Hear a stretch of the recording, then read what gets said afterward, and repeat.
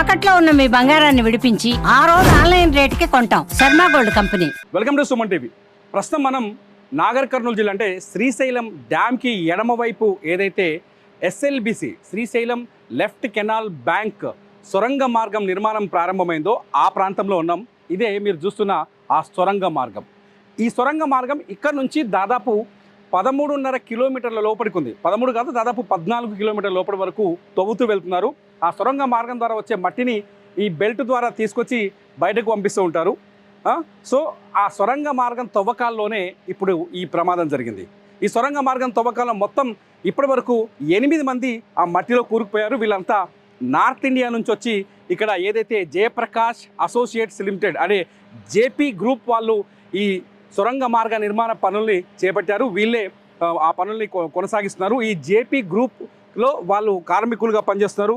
లోపల ఇరుకుపోయిన వాళ్ళ పేర్లు సన్నీ సింగ్, గురుప్రీత్ సింగ్, సంతోష్ సాహు, అనూజ్ సాహు, జక్తాజస్, సందీప్ సాహు, మనోజ్ కుమార్, శ్రీనివాస్ అని తెలుస్తుంది. వీళ్ళు ఇందులో ఒక నలుగురు జార్ఖండ్కు సంబంధించిన వాళ్ళు, మరికొంతమంది మిగతా ఇద్దరు పంజాబ్కి సంబంధించిన వాళ్ళు, ఇంకొకరు కాశ్మీర్కి సంబంధించిన వ్యక్తులని తెలుస్తుంది. వీళ్ళంతా ఇప్పుడు ఏ పొజిషన్లో ఉన్నారు లోపల అనేది అర్థం కాని పరిస్థితి. మనం లోపలికి వెళ్ళే కొంత దూరం వెళ్ళే టన్నెల్లో నడుచుకుంటూ వెళ్ళే ప్రయత్నం చేస్తాం. అట్లాగే ఎన్డీఆర్ఎఫ్ బృందాలు వేసిన స్కెచ్ను కూడా చూస్తున్నాం. దీన్ని బట్టి చూస్తుంటే ఈ 13 కిలోమీటర్లు ఇక్కడ నుంచి ప్రారంభమైన టన్నెల్ 13 కిలోమీటర్లు లోపలికి వెళ్ళిన తర్వాత డెడ్ ఎండ్లో ఎక్కడైతే టీబీఎం అంటే టన్నెల్ బోరింగ్ మిషన్ అంటారు. ఆ బోరింగ్ మిషన్ తవ్వుతూ వెళ్తుంది. అట్లాగే ఈ సిమెంట్ పైకప్పు వేసుకుంటూ వెళ్తారు. టన్నెల్లో విజువల్ని చూస్తే మనకు అర్థమవుతుంది. ఆ సిమెంట్ పైకప్పు వేసుకుంటూ వెళ్తూ ఉండే మిషన్, ఆ మిషన్ ఎక్కడైతే లాస్ట్లో ఉందో అక్కడ వాటర్ పైనుంచి ఒకసారి మీరు కొండను చూడొచ్చు. పైకి ఒకసారి కొండను చూస్తే ఇటువంటి కొండలు చాలా కొండల నుంచి ఈ కొండలు ఇక్కడ నుంచి నల్లమల అటవీ ప్రాంతం ఉంది. ఇదంతా ప్రారంభమవుతుంది. ఈ నల్లమల అటవీ ప్రాంతం లోపలి నుంచి అచ్చంపేట మండలంలో ఇది నాగర్ కర్నూలు మండలం అమ్రాబాద్ ఏరియా. అది ఇక్కడ నుంచి దాదాపు 45 కిలోమీటర్ల దూరం వెళ్ళిన తర్వాత మన్నేవారిపల్లి అనే ఒక ఊర్లో ఈ టన్నెల్ ఓపెన్ అవుతుంది.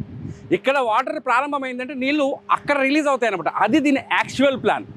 సో అక్కడ నుంచి మన్నేవారిపల్లి నుంచి కూడా సేమ్ ఇదే మోడల్లో ఇక్కడ ఏదైతే తవ్వకం మొదలుపెట్టారో అలాగే తవ్వుతూ వచ్చారో. దాదాపు అది 21-22 కిలోమీటర్ల వరకు ఆ వర్క్ కంప్లీట్ అయింది. మిగతా వరకు ఇక్కడ నుంచి మిగతా సగభాగాన్ని ఇక్కడ నుంచి తవ్వకం మొదలుపెట్టారు. ఇక్కడ నుంచి దాదాపు 13.5 కిలోమీటర్లు, దాదాపు 14 కిలోమీటర్ల లోపలికి వెళ్ళింది. అయితే మధ్యలో ఒక 9 నుంచి 10 కిలోమీటర్ల వరకే తవ్వకం ఆగిపోయింది. ఆ తవ్వకం పనులు 2010 వరకు కొనసాగాయి. కానీ 2010 తర్వాత వివిధ కారణాలతో ఆ పనులు ఆగిపోయాయి. ఇది వైఎస్ రాజశేఖర రెడ్డి అధికారంలో ఉన్నప్పుడు ఉమ్మడి ఆంధ్రప్రదేశ్లో 2005లో దాదాపు 2500 కోట్ల బడ్జెట్తో ఈ ప్రాజెక్ట్ని మొదలుపెట్టారు. 2010కి వచ్చేసరికి పనులు తగ్గిపోయి ఆ పనులు ఆగిపోయాయి. అంటే నట్టనడకన కొనసాగుతూ ఉన్నాయి. ఆ తర్వాత 2 రాష్ట్రాలు విడిపోవడం, వివిధ నిధుల కారణాలు కావచ్చు, రకరకాల కారణాలతో ఎస్ఎల్బిసి వర్క్ మొత్తం నిలిచిపోయింది.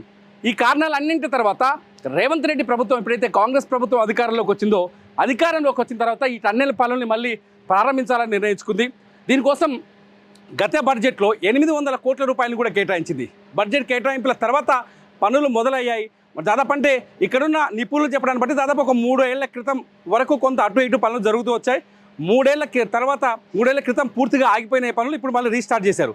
ఆ టీబీఎం ఏదైతే టన్నెల్ బోరింగ్ మిషన్ ఉందో ఆ మిషన్ లోపల తవ్వుతూ వెళ్తుంది. ఆ మట్టిని ఈ సివరేజ్ బెల్ట్ ద్వారా బయటికి తీసుకొస్తూ ఉన్నారు. సో ఇప్పటి వరకు ఏ సమస్య రాలేదు. చిన్న వాటర్ ఊట లాంటిది వచ్చినప్పటికీ కూడా ఎటువంటి సమస్య లేకుండా ఉండి దాన్ని రెస్క్యూ చేయటం, లేకపోతే దాన్ని కంట్రోల్ చేసి పనులు ముందుకు కొనసాగించేవారు. కానీ ఈసారి వచ్చిన సమస్య అతిపెద్ద సమస్యగా చెప్తున్నారు. పైనుంచి ఒక్కసారిగా నీటి ఊట కిందికి జారడంతో లాస్ట్లో ఈ టన్నెల్ ఎండ్లో నీటి ఊట కిందికి జారడంతో ఒక్కసారిగా మట్టి ముందుకు కొట్టుకొచ్చేసింది. దాదాపు 13 కిలోమీటర్ల లోపలికి పోయిన టన్నెల్ వెనక్కి మట్టితో 1 కిలోమీటర్ వరకు వచ్చిందని చెప్తున్నారు. ప్రస్తుతానికి ఎన్డీఆర్ఎఫ్ వాళ్ళు కానీ అంటే ఎందుకంటే వాస్తవ పరిస్థితి పైన ఒక ఎన్డీఆర్ఎఫ్ నిన్న వచ్చిన ర్యాట్ హోల్ మైనర్స్ ఎవరైతే ఉన్నారో ఆ గ్యాంగ్కు తప్ప ఎవరికి పెద్దగా అవగాహన లేదు, దాని మీద అంచనా కూడా లేదు. సో ఆ మట్టి 40 మీటర్ల ఎత్తు వరకు ఉందని, దాదాపు 200 మీటర్ల ఎత్తుందని చెప్తున్నారు, 40 మీటర్ల ఎత్తుందని చెప్తున్నారు, 50 మీటర్ల ముందుకు వచ్చిందని చెప్తున్నారు. మొత్తంగా అయితే ఏదైతే టీబీఎం ఉందో, ఏది టన్నెల్ బోరింగ్ మిషన్ ఏదైతే ఉందో ఆ మిషన్ ఇప్పుడు మొత్తం మట్టిలో కూరుకుపోయింది. ఆ మిషన్లో పనిచేస్తున్న వాళ్ళంతా కూడా మట్టిలో కూరుకొనే ఉన్నారు. సో వాళ్ళ ఆచూకీ కనిపెట్టడానికే గడిచిన 4 రోజులుగా, శనివారం రోజు జరిగింది ఈ ప్రమాదం, గడిచిన 4 రోజులుగా ఆపరేషన్స్ కొనసాగుతున్నాయి. ఎస్డీఆర్ఎఫ్ వచ్చింది ఇక్కడికి, ఎన్డీఆర్ఎఫ్ వచ్చింది, ఆర్మీ వాళ్ళు వచ్చారు, నేవీ వాళ్ళు వచ్చారు, నవయుగ కంపెనీకి సంబంధించిన వాళ్ళు వచ్చారు, అట్లాగే జేపీ కంపెనీ వాళ్ళు ఉన్న నిపుణులు ఇక్కడ పనిచేస్తున్నారు. అట్లాగే ఇప్పుడు ర్యాట్ హోల్ మైనర్స్ వాళ్ళు ప్రస్తుతానికి వాళ్ళ మీదనే ఇంకా ఆశలు కొనసాగుతున్నాయి. ఎందుకంటే ర్యాట్ హోల్ మైనర్స్తో మనం మాట్లాడినప్పుడు మనకు సుమన్ టీవీకి ఇంటర్వ్యూ ఇచ్చినప్పుడు ఒక విషయం చెప్పారు, ఖచ్చితంగా ఈ ఆపరేషన్ని మేము సక్సెస్ చేయగలము అని చెప్తున్నారు. ఆ టీం అంతా ప్రస్తుతం ఇక్కడనే ఉంది, లోపల పరిస్థితులు కానీ వాళ్ళకి కావాల్సిన పరికరాల్ని తెమ్మని చెప్పారు. ర్యాట్ హోల్ వాళ్ళు గతంలో ఉత్తరాఖండ్లో ఏదైతే టన్నెల్, రోడ్డు కోసం తవ్వుతున్న టన్నెల్ కూరుకుపోయింది, దాదాపు 41 మంది ఆ టన్నెల్లో ఇరుక్కుపోయారు. 17 రోజుల పాటు నిద్రాహారాలు లేకుండా తీవ్రమైన స్థితిలో ఉన్న వాళ్ళని ర్యాట్ హోల్ మైనర్స్ ఒక్క రోజులోనే బయటకు తీసుకొచ్చారు.